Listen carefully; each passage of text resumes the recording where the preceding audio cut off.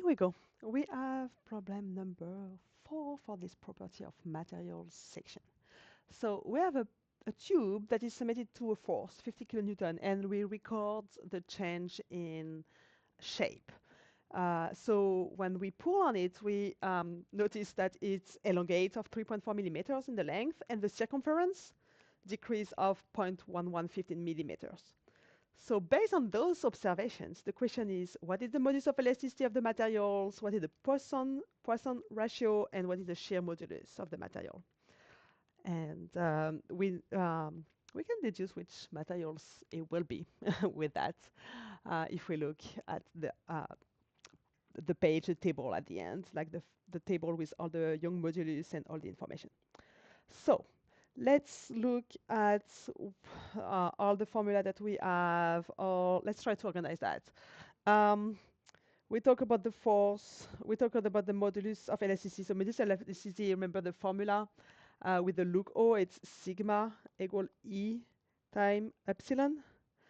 How do we find sigma? Sigma equal the force divided by the area. How do we find epsilon? That will be your delta elongation divided by the initial length. And for the Poisson ratio, the mu equal minus, this is the strain lateral minus the strain lateral divided by the strains normal. Okay, so this one with the strains normal. And for the shear modulus, the formula that we have is the G formula. That is the Young modulus divided by 2 times 1 plus nu. So the only thing that we don't see there in our formula is the E lateral. So the E lateral that will be provided by, let me find a little space to write it. The E, like I call that E, the epsilon lateral, that will be the change of the circumference. So the R, the circumference, the change, let's say the delta circumference minus the circumference initial divided by the circumference initial. Okay, so that will be your change of circumference. The epsilon lateral change in circumference, the epsilon normal change in normal elongation. So we have all those formulas. So let's try to get some of them to start with. The first one, sigma equal E epsilon. We don't have any of this. Sigma equal the force divided by the area. I think this one we can manage it. We have the force 50 kilonewton and the area. Okay, let's find the area. We have the data there for the area. So we have inside diameter. So we have the outside diameter that is 25 and the inside that is 20. So the area will be equal to pi, oh no, pi time the outside diameter 25 divided by 2 square minus pi times the inside diameter 20 divided by 2 square. So for the area in millimeter square, we get,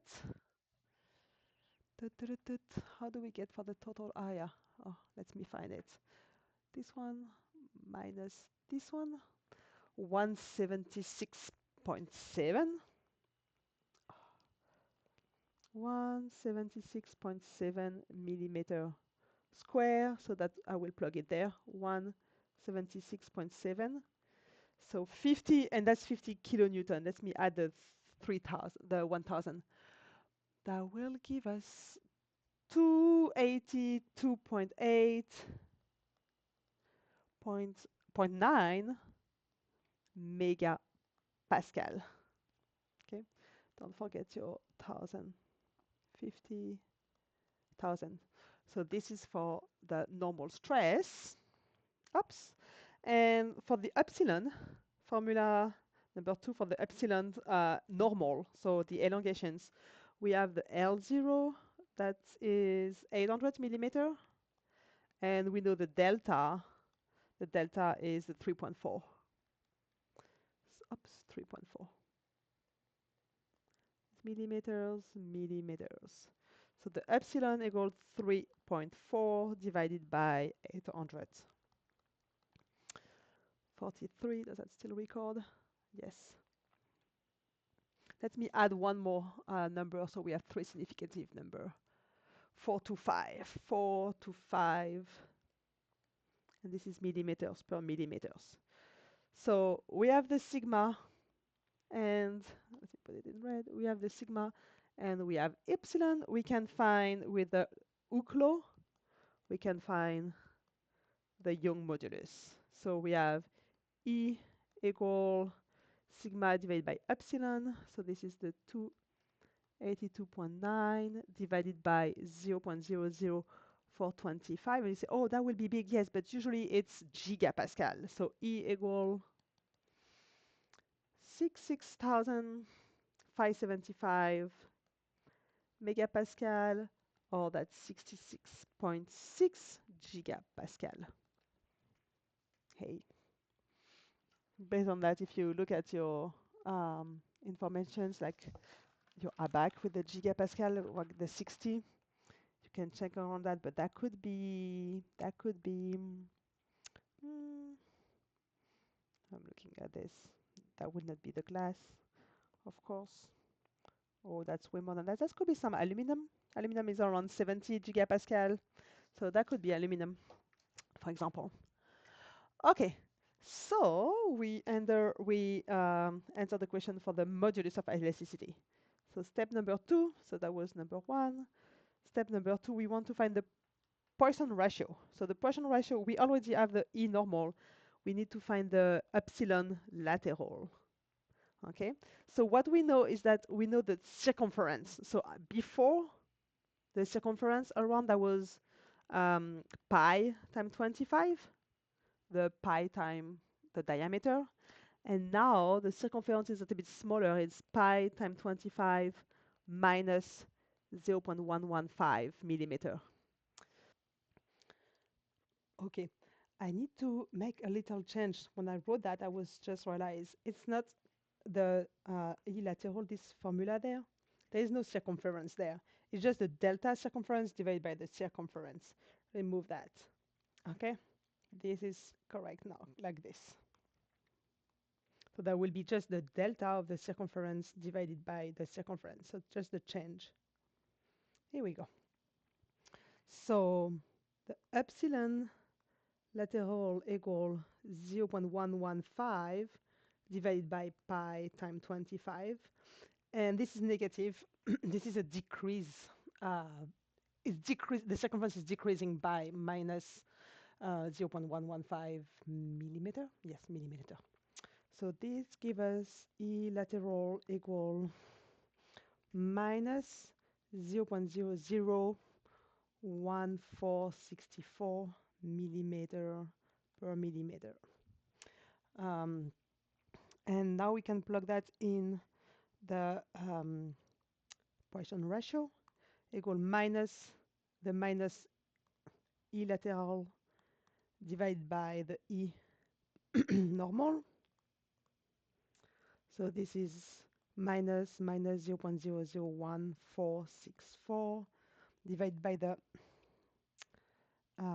E that we found before, 0.00425, and we found a Poisson ratio of 0.345. There you go. Let me highlight this answer. And last step, we want to find the shear modulus G, so that's step number 3. And G, we have the formula to the left. That's the modulus Young divided by 2 times 1 plus nu. And this is G equal 66.6 divided by 2 times 1 plus 0.345. Your Poisson ratio is always positive, always. So we got G equal 24.8 gigapascal. Here we go for the shear modulus. So write all your formula We have sigma equal E epsilon. We know the formula for sigma. We know the formula for epsilon. We know the formula for the Poisson ratio and the formula between the shear modulus and the Young modulus and the Poisson ratio.